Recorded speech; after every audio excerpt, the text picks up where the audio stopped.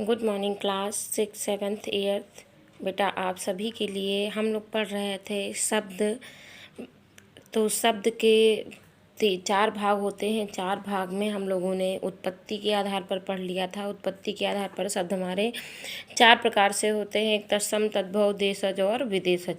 अब हम पढ़ेंगे रचना या बनावट के आधार पर। रचना या बनावट के आधार पर शब्द कितने प्रकार के होते हैं? 3 प्रकार से होते हैं। एक होता है यौगिक, दूसरा होता है ऋण और तीसरा होता है योग ऋण।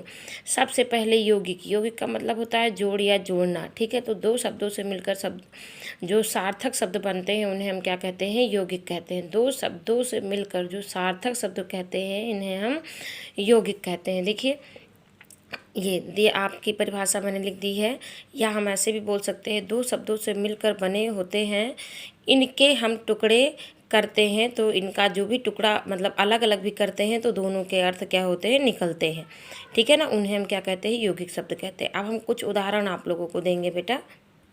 जैसे हमने यहाँ पे लिख लिया ये पुस्तकालय। पुस्तक में क्या हो गया बेटा? बताइए। पुस्तक में जो आप पढ़ते हैं, और आलय का मतलब हो गया जहाँ हमारा घर, ठीक है ना। तो दोनों का अर्थ निकल रहा है ना अलग अलग। इनको अलग भी कर दिया तब भी अर्थ निकल रहा है, और एक में कर दे फिर भी हमारा अर्थ निकलेगा ही। फिर हम यहाँ पर लिख देते हैं ये पुस्तकालय। अगर हम पुस्तकालय लिखते हैं तो यहाँ पर हमारा ये मात्रा जो है यहाँ आ जाएगी और लय हो जाएगा, ठीक है। नेक्स्ट हम देख लेते हैं बेटा, यहाँ पर हमने लिख दिया डाकघर।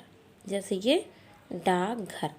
अब इनका संधि विच्छेद हम करेंगे तो ये डाक और घर, तो डाकघर जहाँ पर हम लोग अपने चिट्ठियाँ डालते हैं, ठीक है ना। फिर दोनों का अर्थ निकल रहा है ना, समझ में आ रहा है। फिर हमारा हो जाता है उपकार। उपकार या उपहार कुछ भी लिख दीजिए। उपकार मतलब उपहार, उप प्लस हार, ठीक है। ऐसे ही दोनों का अर्थ निकल रहा है। फिर हम लिख देते हैं खुशबू। तो खुश का मतलब क्या हो गया कि हम लोग खुश रहते हैं, ठीक है।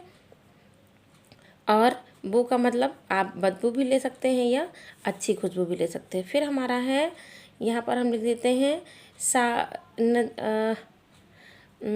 यहाँ पर आप एक शब्द और लीजिए।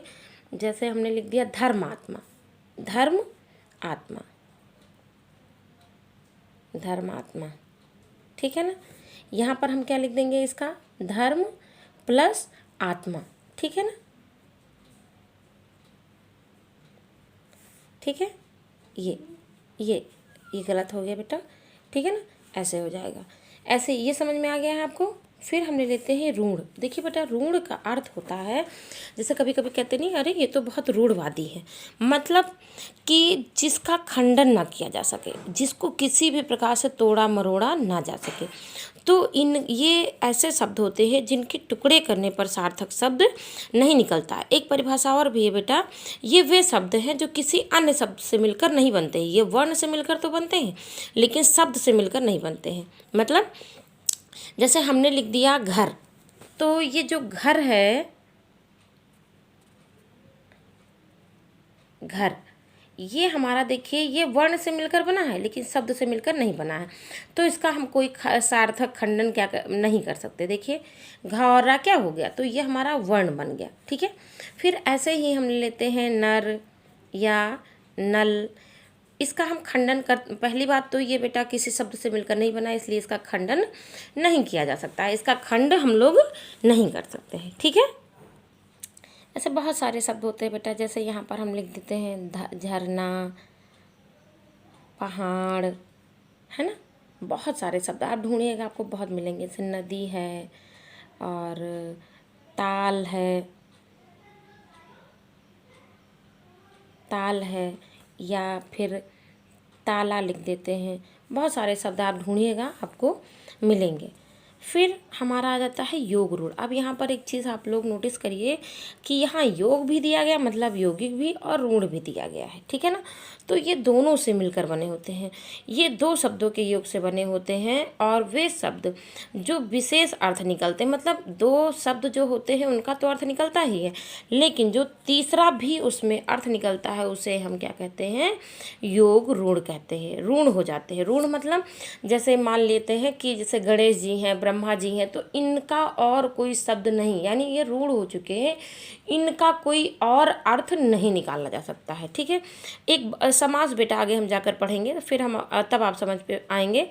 बहुब्रीहि समास जो होता है वो सेम आपका जो योग रूढ़ है वो बहुब्रीहि समास की तरह ही होता है। इसकी भी एक परिभाषा है बहुब्रीहि की, कि इसमें दोनों पद प्रधान होते हैं। मतलब जैसे मैंने अभी आपको बताया ना, दो शब्द के योग, तो दोनों शब्द मतलब विशेष होते हैं और तीसरा भी उसमें अर्थ निकलता है। तो इसमें भी दोनों पद जो होते हैं बेटा वो उत्तर पद, दोनों पद प्रधान होते हैं और तीसरे की ओर इशारा करते हैं, मतलब तीसरा भी अर्थ इसमें निकलता है। तो इसकी भी हम कुछ उदाहरण देख लेंगे। तो पहला उदाहरण हम यहाँ पर रख लेते हैं बेटा, अपना हो जाता है पीताम्बर। तो पीला वस्त्र कौन धारण करता है? ये हमारा हो जाता है, पीला है अंबर जिसका, तो किसका है? वो हमारे हैं विष्णु जी। कौन है? विष्णु जी। तो हम एक चीज़ देखेंगे, पीताम्बर मतलब सबका अर्थ निकल रहा है। पीत मतलब पीला, अंबर का मतलब जो भी वस्त्र हमारे हैं, और तीसरा जो है अर्थ निकल रहा है वो है विष्णु जी। लेकिन विष्णु जी और किसी व्यक्ति के लिए नहीं हो सकता है, सिर्फ विष्णु जी ही ऐसे हैं जिनको पीताम्बर मतलब इस शब्द से इनको इंट्रोडक्शन दिया जा सकता है। जैसे पीताम्बर जैसे हम कहते हैं वैसे ही हम समझ जाते हैं कि यहाँ पर कौन आ जाता है? विष्णु जी आ जाते हैं। अगर मैंने कह दिया यहाँ पर बेटा कि श्वेताम्बर, तो श्वेत से तुरंत आपको समझ में आ रहा होगा कि श्वेत वस्त्र कौन धारण करता है। तो श्वेत वस्त्र कौन धारण करता है? श्वेत वस्त्र हमारे जो वीणा वादनी माता रानी हैं, कौन? सरस्वती जी, वही हमारा श्वेत वस्त्र धारण करती हैं, इसलिए इन्हें हम कहते हैं करने वाली। ये हमारी क्या है? सरस्वती माता हैं। ठीक है ना। तो अगर हम कहीं भी आप कहते हो कि श्वेत वस्त्र श्वेताम्बर, तो सभी लोग समझ सकते हैं कि यहाँ पर हम लोगों ने किसकी बात की गई है? सरस्वती माता। ऐसे ही तीसरा उदाहरण हम देख लेते हैं। ये हमारा आ जाता है नीलकंठ। अब नीलकंठ के लिए आप किसको कहेंगी?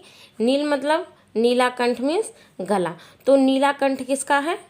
नीलाकंठ आपका हो जाएगा शंकर जी का। किसका हो जाएगा बेटा? शिव जी का। तो विष किसने पिया था? तो विष पीने के कारण इनका जो कंठ था, विष था, वो माता रानी ने हाथ लगा दिया था इनके कंठ में, तो इस वजह से वो कंठ में ही रह गया, तो उनको नीलकंठ के नाम से भी जाना गया। तो नीला है कंठ जिसका, अर्थात हमारे शिव जी।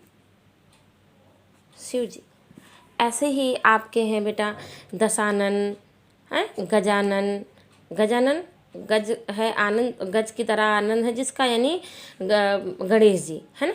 तो ऐसे कई सारे उदाहरण हैं। अब यहाँ पर हम कुछ आपको नाम देंगे, उसमें आप लोगों को योग और योग रूढ़, यौगिक और रूढ़ शब्द कमेंट बॉक्स में लिख कर बताना है कि कौन से योग हैं और कौन से यौगिक रूढ़ हैं और कौन से यौगिक हैं। ठीक है, यानी यहाँ पर हो जाता है पेन, महात्मा, पंचवटी, कलम,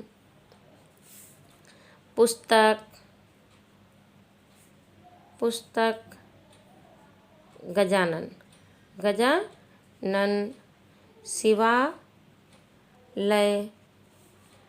और झोला, बैग, टायर, है ना।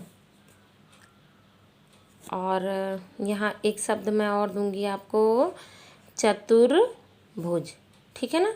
तो इनको आपको क्या करना है, होमवर्क समझ लीजिए कि आपको कमेंट बॉक्स में लिखकर बताना है कि कौन सा योग है, कौन सा यौगिक है, कौन सा योग रूढ़ है। ठीक है।